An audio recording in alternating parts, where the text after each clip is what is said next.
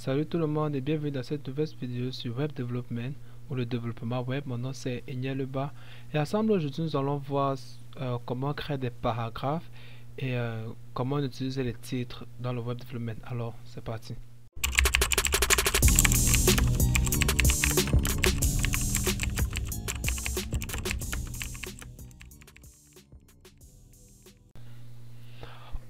Aujourd'hui pour travailler sur Web Development nous allons ouvrir notre VS Studio Code. J'ai fait une petite vidéo, je vais expliquer comment on installe VS Code et si tu n'as pas vu, le lien va s'afficher là-haut. Donc il faut aller regarder. Comme ça va te permettre de pouvoir commencer à VS Code, de commencer à écrire la première page HTML que nous avons écrite la dernière fois. Donc voici notre page HTML que vous avez écrite la dernière fois. On se rappelle que elle se trouve dans Web Development Tuto, dans mes documents, donc index HTML. À ce niveau-ci, je vais créer un nouveau file que je vais appeler titre et paragraphe. Ok, point HTML. Titre et paragraphe.html. Donc, en fait, vous conseille de créer des pages au fur et à mesure qu'on avance, comme ça, ça va vous permettre de mieux comprendre où est-ce qu'on part. Donc, je vais copier tout ce texte, CTRL-C, et je vais venir le coller ici. Ok, enregistre. Et donc, nous sommes là dans notre fichier titre et paragraphe.html, et ça, c'est la page web qu'on avait écrite la dernière fois. Alors, nous allons commencer par effacer ces deux éléments. Nous allons revenir dessus, n'est-ce pas? Bon, si j'écris ici simplement ceci est une page web, enregistre, et que je fasse run cette page, on s'appelle que pour faire run, on a juste qu'à l'ouvrir, n'est-ce pas? Donc on va venir ici dans document. Dans document, nous allons entrer dans Web Development Tuto et ici dedans, on va ouvrir titre et paragraphe. On va ouvrir avec Opera, ok? Et donc, en fait, on peut l'ouvrir avec n'importe quel navigateur. Moi, mon navigateur, c'est Opera. Et donc, pour voir ici qu'on écrit ceci est une page web. Et ici, le titre, c'est ma première page web. Si on se rappelle de notre dernière vidéo, on voit ici que ce title, ici, nous permettait de créer un titre. Et c'est dans notre onglet Head. Donc, on se rappelle, juste un petit rappel ce qu'on a fait la dernière fois. On avait HTML ici qui s'ouvre et qui se referme, qui sont les tags qui nous permettent de déterminer, de définir en fait une page HTML. Nous avons ici Head qui est le premier élément de page HTML. Ce sont les tags qui nous permettent de définir tout ce qui est méta de notre page, c'est-à-dire tout ce que nous allons utiliser, tout ce que nous allons imprimer. On ne veut pas que ça s'affiche à l'écran, ce qu'on appelle les méta de notre page. Et nous avons ici le body. C'est tout ce qui va s'afficher à l'écran, n'est-ce pas? Tout ce qui va s'afficher à l'écran et à l'intérieur. Donc, ce qu'on écrit, ceci est une page web. Ici, on peut voir que si c'est une page web, ça s'affiche simplement à l'écran, n'est-ce pas? Nous allons donc commencer avec notre tout premier tag élément de notre body, c'est l'élément H1. Donc, on va écrire pour cela le tag H1. H1, on va refaire. Alors, H1, ça veut dire quoi? H1, c'est l'élément qui nous permet de créer les titres. Donc, si j'écris ceci est un titre, on va me dire premier titre simplement. Donc, on enregistre, on revient ici, si on refresh, on se rend compte ici qu'on a un grand titre qu'on appelle premier titre. Alors, H1 veut simplement dire header 1 ou bien header avec la taille 1. On a plusieurs headers, c'est-à-dire on a plusieurs autres titres avec plusieurs autres tailles. Ici, on a H1, on peut avoir ici H2. Ok, on va appeler ça second titre. Ok, on peut avoir H3. Un raccourci simple, quand on veut écrire un tag, on écrit le nom du tag et on appuie sur Tab. Tab, c'est la touche flèche, ça va s'afficher là. C'est la touche flèche qui part à gauche et à droite. Donc, on va appuyer sur H3 et on va appuyer sur Tab. Ça va nous donner simplement le tag. Ça va appeler un troisième titre. Et donc, on peut aller comme ça jusqu'à H4, H4, H5, oh, désolé, H4, H5 et H6, ok. H5. Donc on a jusqu'à H6, premier, second, troisième et autres titres, jusqu'au dernier titre qui est le H6. Si on revient ici, enregistrons, et on revient ici, et quand on refresh cette page, on voit qu'on a notre premier titre, le second titre et le troisième titre. Et qu'est-ce qu'on remarque? On remarque que chaque size, en fait, chaque taille fait diminuer la taille du titre, n'est-ce pas? Et si on avait premier titre H1, et on voit qu'ici c'est plus grand que peut-être notre second titre qui est un H2 qui est plus petit, notre troisième titre est encore plus petit et ainsi de suite. H4 sera encore plus petit et ainsi de suite jusqu'à H6. Je crois que vous avez compris ça. Donc c'est tout pour les titres. Donc on va continuer avec notre deuxième élément pour aujourd'hui, ou notre deuxième partie de cette vidéo, les paragraphes. Pour cela, on va effacer, oh non, non, on va créer un commentaire et ça permet même d'introduire les commentaires. Les commentaires dans la programmation générale, ce sont des parties dans le code ou dans notre test, comme ici on a travaillé sur un hypertest.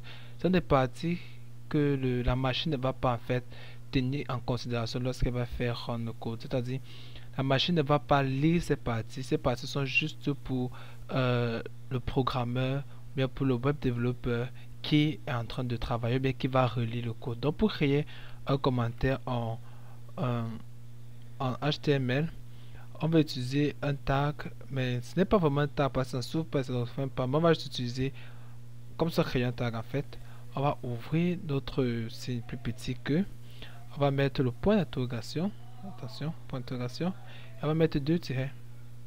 Très bien. Et vous voyez que là maintenant ça m'a refermé directement et tout ce que je vais mettre ici, ceci est un commentaire par exemple. J'ai enregistré, CTRL S, et maintenant si je viens ici et que je refresh ma page, ceci est un commentaire ne s'affiche pas. Alors que par exemple si j'étais ici que j'avais écrit simplement ceci est un commentaire, ok, j'enregistre et que je reviens ici, je refresh, on va voir qu'on a ceci est un commentaire, mais ce n'est pas comme ça que je veux. Donc pour écrire un commentaire, on utilise ça. Donc on va mettre tout ça entre commentaires. Pour faire simplement de commentaires, on peut utiliser également contrôle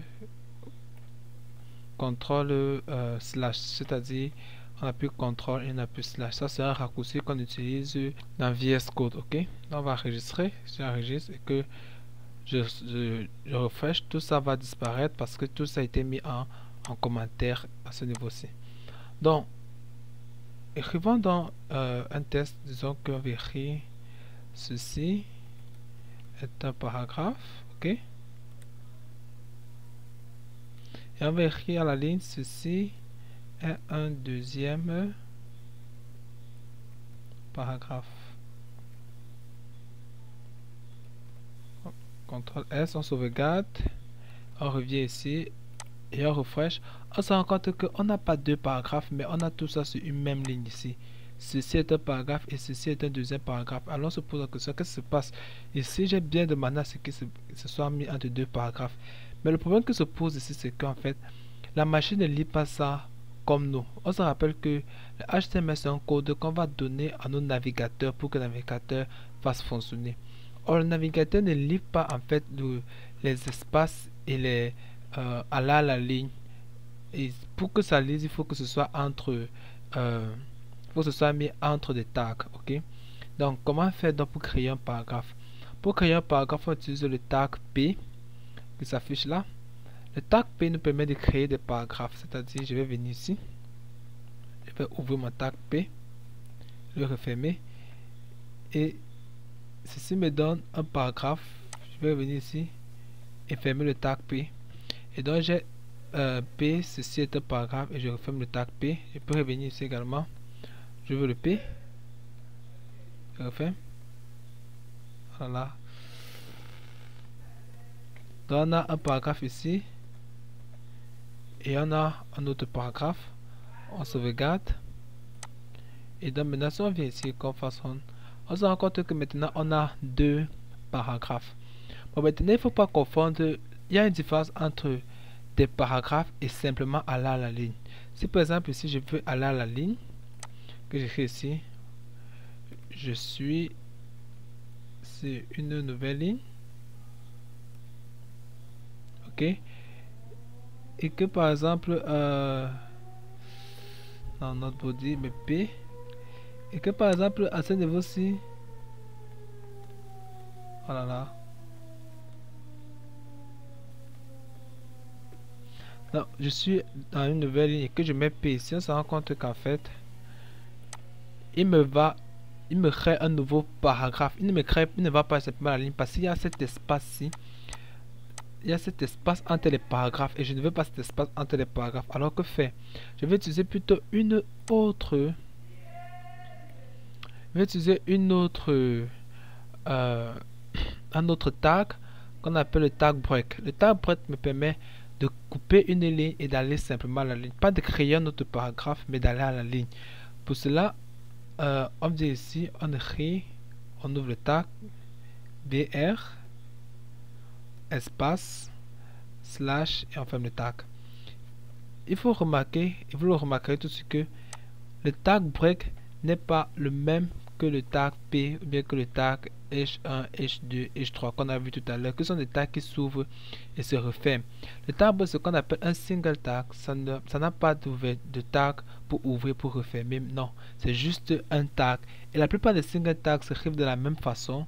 On ouvre le tag, on écrit le nom du tag, on met slash, on met l'espace, on met slash et on referme le tag. Ce qu'on appelle des single tags. Donc, si on enregistre tous ces qu'on vient ici, et on retourne. Voilà, qu'est-ce qui s'est passé? Oh, j'ai effacé. Je suis à la ligne. Ok. CTRL S. Donc, si on revient ici et on enregistre. B.